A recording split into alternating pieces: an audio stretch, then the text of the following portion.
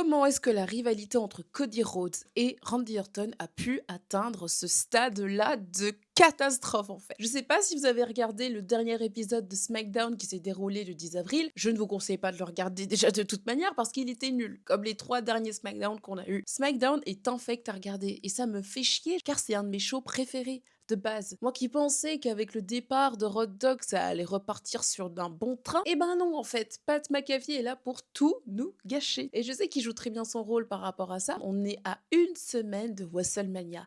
Et ton main event, le main event que tu dois sell est l'une des pires storylines en fait de cette route vers WrestleMania tout simplement. Elle est passée de la meilleure à la pire. Et quelqu'un peut-il m'expliquer pourquoi est-ce que Randy Orton est un personnage secondaire dans sa propre rivalité? Parce que là, j'ai plus l'impression que c'est un Pat McAfee contre les corporates de la WWE ou alors, pourquoi pas, WWE face à TKO. Pourquoi est-ce que les deux antagonistes principaux, c'est-à-dire Cody Rhodes et Randy Orton, sont spectateurs dans leur propre rivalité? Et en plus, ils ont rajouté Jelly Roll dans toute cette histoire. Putain, ça me fait chier, on a une semaine de WrestleMania et je veux simplement que WrestleMania soit incroyable.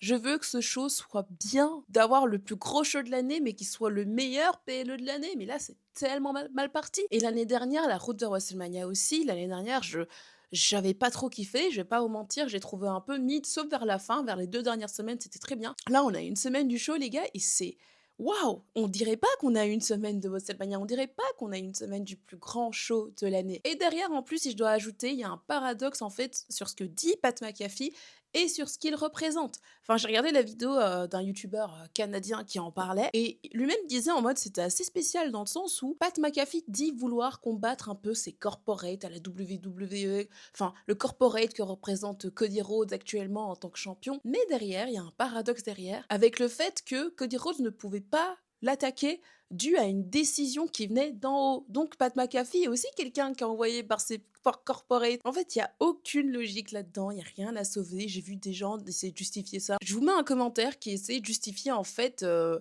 fait que Pat McAfee est avec Randy Orton tout simplement et j'ai trouvé ça lunaire comme quoi Randy Orton est mis au micro et qu'il a besoin de quelqu'un au micro et c'est pour ça que Pat McAfee est là. Il y a rien à justifier dans le fait que Pat McAfee soit dans cette rivalité. Je pense que même la WWE se rend compte du bourbier dans lequel ils sont. Ils sont en train de se dire putain de merde, comment est-ce qu'on a pu foirer une rivalité qui était impossible à foirer de base. Tout était là. L'histoire entre Randy Orton, Cody Rhodes, qui viennent tous les deux d'une famille de catcheurs. Et l'histoire du clan Legacy. Cody Rhodes qui revient à la compagnie, qui devient enfin quelqu'un, qui est enfin champion du monde. Randy Orton qui regarde son putain de titre depuis 2 ans. Et t'es en train de me dire que t'as réussi à gâcher tout ça avec toute l'histoire que t'avais derrière le Orton O9, comme ils aiment l'appeler, qui revient, qui réécoute enfin ses démons. T'es en train de me dire que tout est gâché à cause d'un Pat McAfee? Qu'est-ce qu'il fout là? Le mec nous parle d'Attitude Era. Cody Rhodes qui clash, qui dit mais à l'Attitude Era, t'étais même pas là, bro. T'étais en secondaire. Qu'est-ce que tu me racontes? Et Orton aussi. What?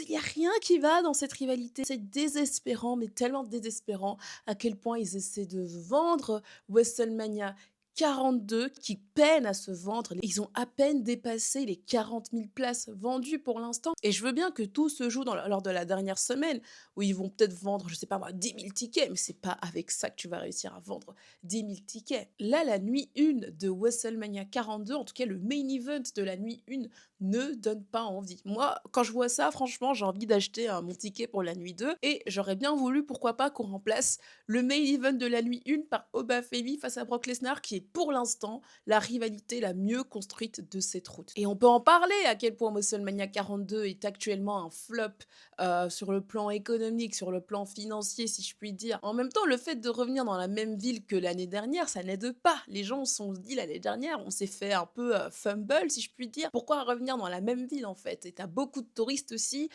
qui se disent bah je suis déjà venue l'année dernière, pourquoi me ramener encore une fois? WrestleMania, c'est aussi cette occasion de découvrir une autre ville différente aux États-Unis et là, franchement, les gens ils se disent bon, flemme quoi. Et les storylines n'aident franchement pas et c'est dommage parce que quand tu vois la carte elle donne envie un peu, tu vois, la carte elle donne envie quand même un peu de regarder le show, mais c'est pas, ça délivre pas autant qu'on veut. Et SmackDown, les gars, SmackDown, c'est Waouh, c'est dur SmackDown actuellement, c'est vraiment dur. 3 heures de show, je pense que je vais arrêter de regarder le show là, parce que là, ça va pas. Les seules rivalités qui en valent la peine un minimum, c'est vraiment Drew face à Jacob Fatu. Danhausen qui est marrant, on va pas se mentir, avec Kit Wilson et The Miz, en vrai, j'aime bien cette histoire-là. La division féminine, c'est dur, c'est dur, c'est dur, c'est dur. Rhea Ripley et Jade Cargill, les gars, c'est voilà, j'ai pas les mots. Raw actuellement est le show à regarder si vous voulez avoir un bon show. Et là, même Raw, j'arrive pas à me dire qu'on va être au Go Home Show vers WrestleMania. Enfin, j'ai pas l'impression qu'on a cette excitation de WrestleMania. Enfin, je ne la ressens pas. D'habitude, je la sens au moins, tu sais, 2 semaines avant, allez, 3 semaines avant. Je me dis, ah, quand même, je suis hypée pour Mania. Mais là,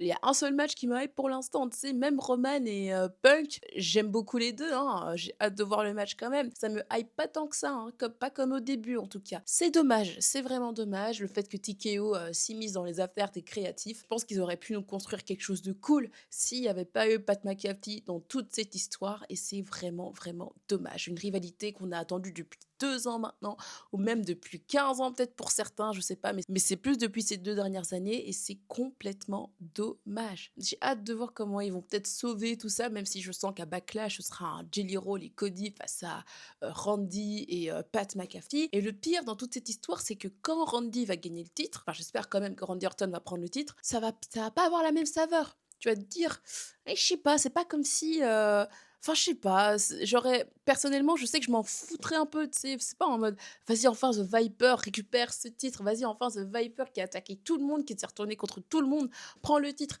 Là, ça sera vraiment un truc en mode Pat McAfee et Orton. Orton qui est un peu le personnage secondaire. Il y a qu'à voir à SmackDown, c'était qui prenait le titre? C'était Pat McAfee. Mais pourquoi il a ce putain de titre sur lui? Donne-le à Orton, putain de merde! Oh là là! Bref, waouh, j'ai trop d'émotions là qui sortent, mais waouh, pour vous dire à quel point ça me frustre. Ça me frustre vraiment et j'espère vraiment que WrestleMania va deliver. Je ne prie que pour ça. J'adore WrestleMania, j'adore la WWE, mais là, actuellement, les gars, c'est chaud. C'est vraiment chaud. Dites-moi vous votre avis en commentaire. N'hésitez pas à liker, partager et commenter aussi la vidéo pour qu'on puisse en discuter juste en bas et à me suivre sur tous mes réseaux. On se dit à toutes dans de prochaines vidéos et n'oubliez pas, soyez toujours fiers d'être fan de Catch Team. Bisous!